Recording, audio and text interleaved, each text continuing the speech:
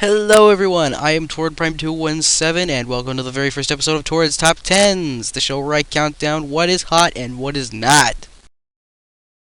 Having just recently completed watching the entire series of Young Justice, I realized how this show had greater opportunity than the heads at Cartoon Network or whoever would allow. That said, I also realized just how much people love a good crossover, and as such I believe a crossover with characters from outside the DC universe would be deserved and well received. Here I've gathered 10 familiar teenage names you won't find in the DCU that would mingle real well with the show. But before I begin, I set some ground rules to make this list fair. Number 1. Exclusiveness is a must. Therefore, I will only choose one title from their respective universe, though groups will be allowed, so that means I limit the Marvel names to only one. Again, exclusiveness is a must. Number 2. While each entry does not necessarily have to be a superhero, there may be one or two heroes that technically aren't superheroes. They must have accomplishments or traits that deem them worthy of the title. Number 3. While the previous rule does imply a huge line of non-superheroes, like Neo from the Matrix, only teenagers are permitted. After all, this is basically the Young Justice team. Number 4. Because of my childhood dislike of animes, thank you Pokemon and Sailor Moon, no anime characters are in here either. Although I will say Aang from The Last Airbender gets the honorable mention. More specifically, that's Avatar The Last Airbender and not the live-action film, for those of you who are wondering. I also have to know a respective character in order for one to be a candidate, so if there's a character that you wanted, but I don't know, you're not going to find him on this list. Sorry. Number 5. Guys who are known because they are associated with superhero-type characters do not count, so Sam Witwicky doesn't make the list. Number 6. For anyone to be a candidate, I have to consider him, her, or them cool, so no one from Sky High makes the list. Sorry. These are my opinions solely, and therefore no one has any reason to take me seriously. With that said, let's get rolling. Here are the top 10 teenage superheroes I believe would look best in Young Justice. Number 10. The Mighty Morphing Power Rangers. Starting off this list is Saban's most well-known colorfully costumed interpretive dancers that ride around in giant toy dinosaurs that combine to form one big robot. Okay, so yes, they're lame. But as has been stated by Ranger fans themselves, it's Power Rangers, it's supposed to be cheesy. Still, there are plenty of cool elements to these guys. They have martial arts skills, they fight bad guys and monsters. More often than not, they have respective powers all their own. And they've been repeatedly called superheroes within the show. Not to mention they're almost always teenagers as a sort of requirement. As guest stars in Young Justice, they'd work really well as a separate team joining forces with the teens to fight a common enemy. And wouldn't it be cool to see the Rangers battle Giganta in a Megazord? Also, this is just food for thought, but the vibe I was getting from the Forever People from that one episode gave me a huge Power Rangers vibe when the Forever People combined to form that giant being thing. I don't know, just food for thought. Number 9. Max McGrath from Max Steel. Although I haven't seen that many episodes of the Max Steel show, I feel that he is an appropriate choice given his range and character. His life in many ways is that of a DC comic. As he is a teenager, he has an annoying sidekick, resources to fall back on, and family ties to his origin. Also, he's cool, and his powers are unique, a trait I find in most DC heroes and villains, which makes him more appropriate for a candidate. Number 8. WordGirl.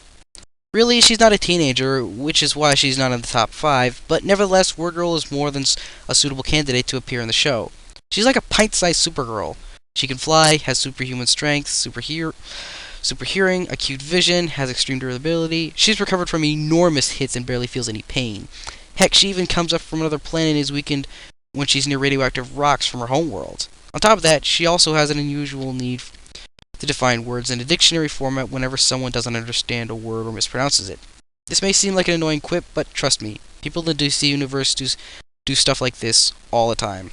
And then there's her loyal sidekick, Captain Huggyface, a super intelligent chimpanzee space pilot from WordGirl's planet with an excessive eating habit and, well, killer dance moves. What do you expect? It's a cartoon monkey. He also is capable of some form of monkey martial art, at which he uses frequently and, honestly, effectively. Now, before you start thinking this makes WordGirl too ridiculous, let me remind you that all the animal sidekicks who have appeared in Young Justice already have had their have had comic book counterparts that are even more ridiculous.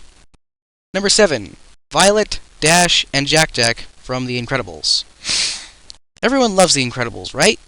So why shouldn't they guest appear in the show? The answer? They should!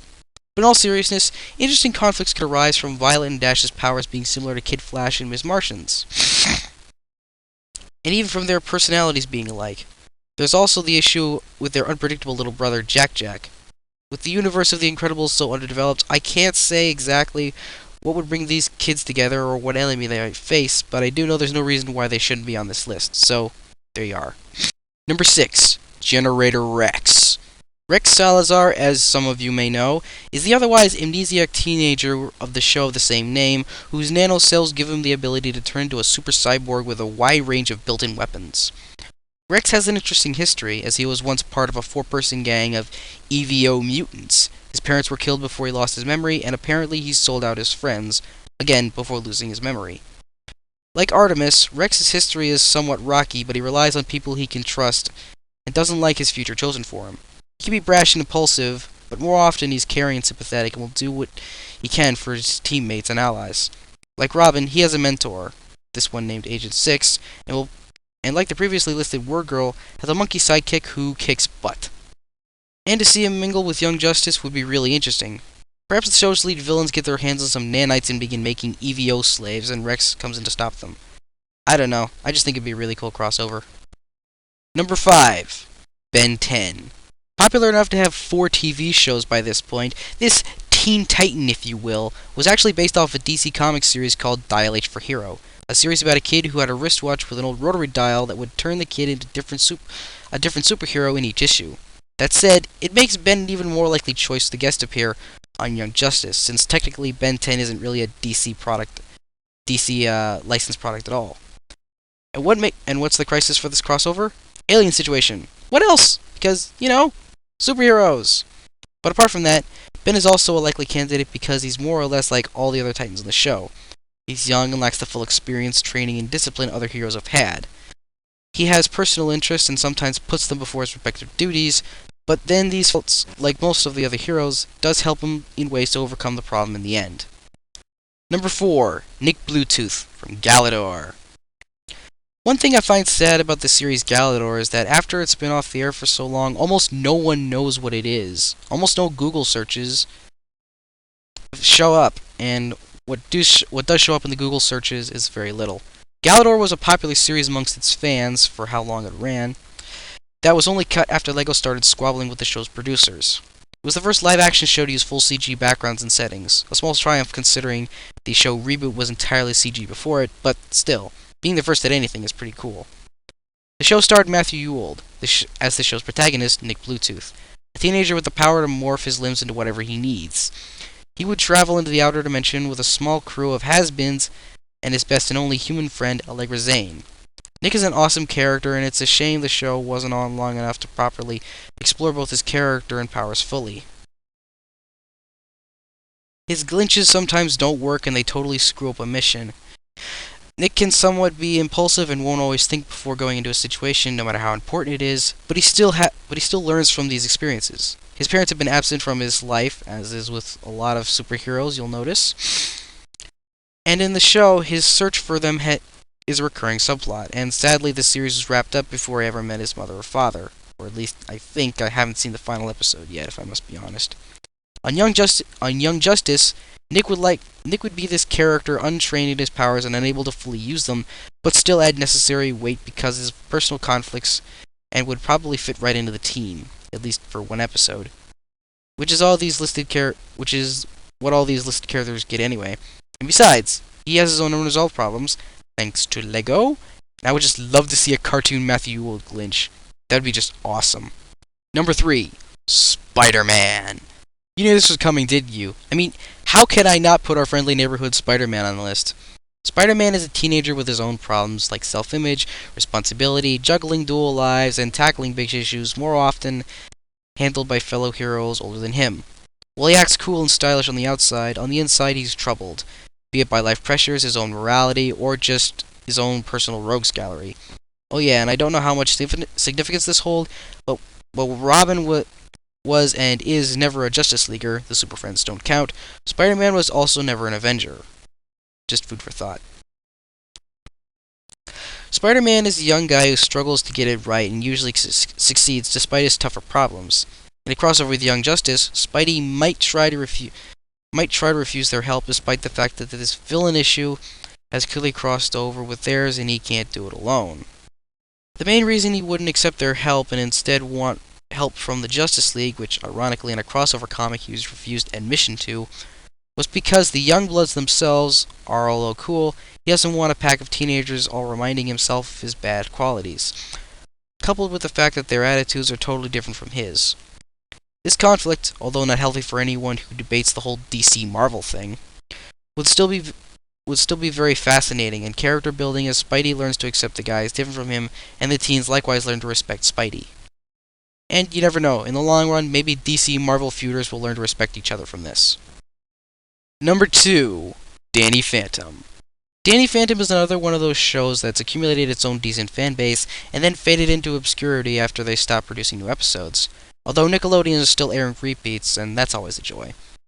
The show is about this 14-year-old kid animated in Fairly Odd Parents style named Danny Fenton, whose parents are brilliant but flaky inventors and ghost researchers who've built a machine that can travel into a limbo dimension inhabited by ghost-like beings.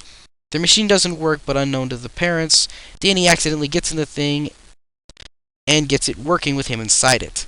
It gives him all the regular powers associated with ghosts, like intangibility, flight, but it also releases swarms of ghosts into his hometown.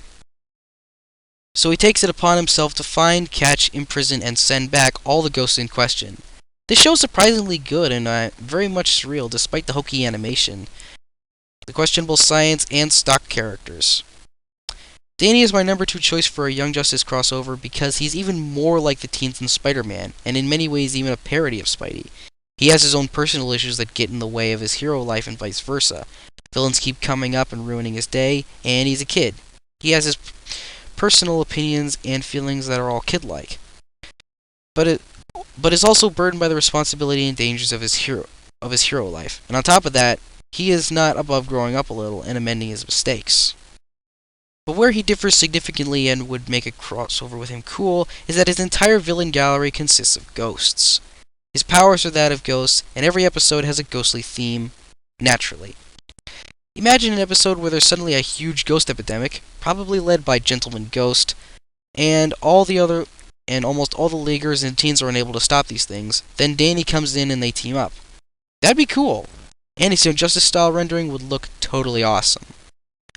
And now we come to the number 1 choice on this list. My number 1 pick for a Young Justice non-DC crossover, the Teenage Mutant Ninja Turtles. I mean, who else? I need not explain these guys' backstory because everyone already knows it. My reasons for putting them on the top starts with the fact that teenage is right in their title, as opposed to all the other choices on this list. The Turtles are cool, first and foremost, but more importantly, they're also teenagers, and as such go through teenage issues and feel more freelance even if they spent much of their lives away from the common teenager or any teen at all, really. Or any human being at all, really.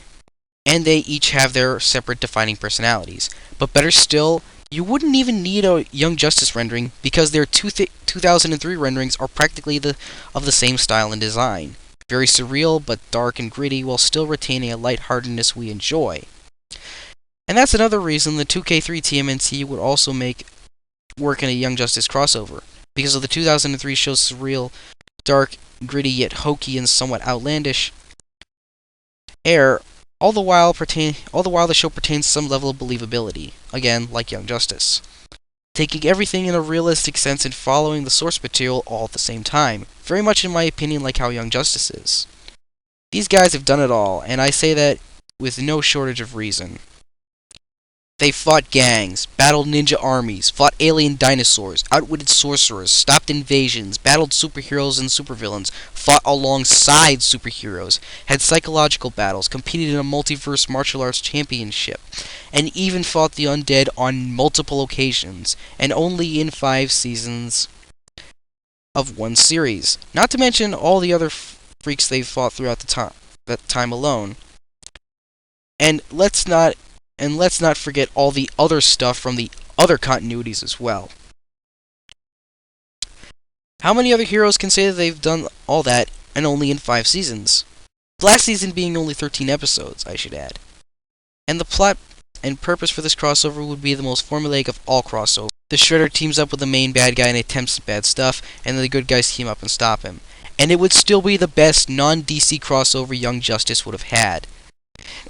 And would have been even sweeter because the 2003 Turtles have their own version of the Justice League called the Justice Force. And oddly enough, this superhero parody team is very unique and surprisingly awesome. But anyways, I've gone off track. The Teenage Mutant Ninja Turtles are, in my opinion, the definitive teenage superheroes and would have been awesome in an outside Young Justice crossover. Well, there you have it. My top 10 non-DC potential candidates for an outside Young Justice crossover. Which, sadly, will never be because the heads at Cartoon Network were idiots and decided to cancel it. And now we have to put up with the likes of Teen Titans Go. Yippee. But anyway, if you like my list or if you did not like my list, please comment and let me know. Or if you disagree totally, you can make your own list and send me a link to the list. Until then, this is Dwarf Prime 217, signing out and reminding you to please brony responsibly.